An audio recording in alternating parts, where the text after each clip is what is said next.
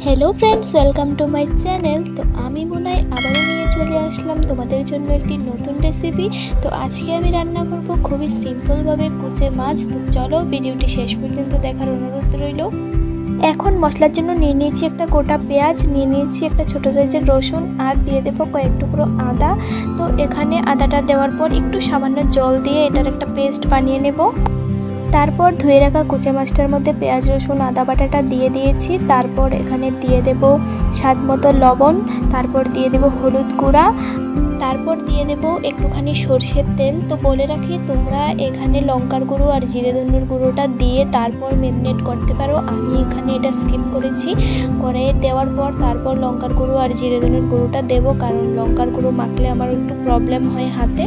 তো চলো এখানে কড়াই বসিয়ে দিয়েছি, তারপর দিয়ে দিয়েছি সরষের তেল। সরষের তেলটা দেওয়ার পর অনেকটা পেঁয়াজ কুচি দিয়ে দিয়েছি। তো পেঁয়াজ কুচিটা দিয়ে এখানে দিয়ে দেব দুটো তেজপাতা। তো এখানে পেঁয়াজ আর তেজপাতাটা দেওয়ার পর এটাকে ভালো করে নেড়েচেড়ে একটু ভাজা ভাজা করে নেব। তো পেঁয়াজটাকে একটু ঘন ঘন নাড়তে হবে, কারণ এটা যেন পুড়ে না যায় সেদিকে একটু খেয়াল রাখতে হবে। তো যখন পেঁয়াজটা একদম লাল লাল হয়ে যাবে তখন সে ম্যারিনেট করা কুচে মাছটা দিয়ে দিয়েছি।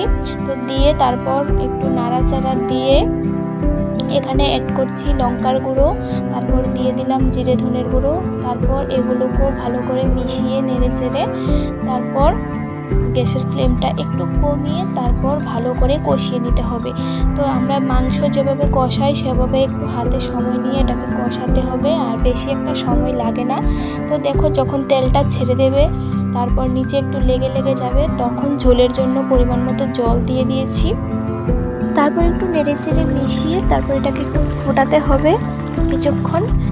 তো এই তো দেখো গ্রেভিটা গাঢ় হয়ে গেছে। এখন আমি দিয়ে দিয়েছি একটু গরম মশলার গুঁড়ো। তো গরম মশলার গুঁড়োটাকে দিয়ে একটু ভালো করে নেড়েচেড়ে মিশিয়ে নেব।